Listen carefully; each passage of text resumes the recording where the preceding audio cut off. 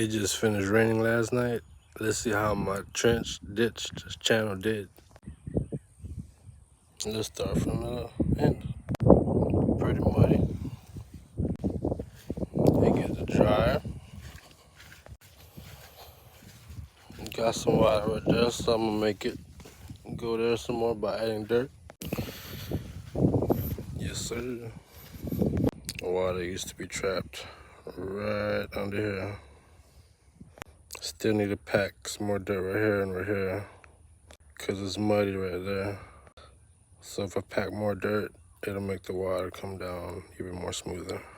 Used to be a lot of water. Look at that. I'm gonna make it drain though.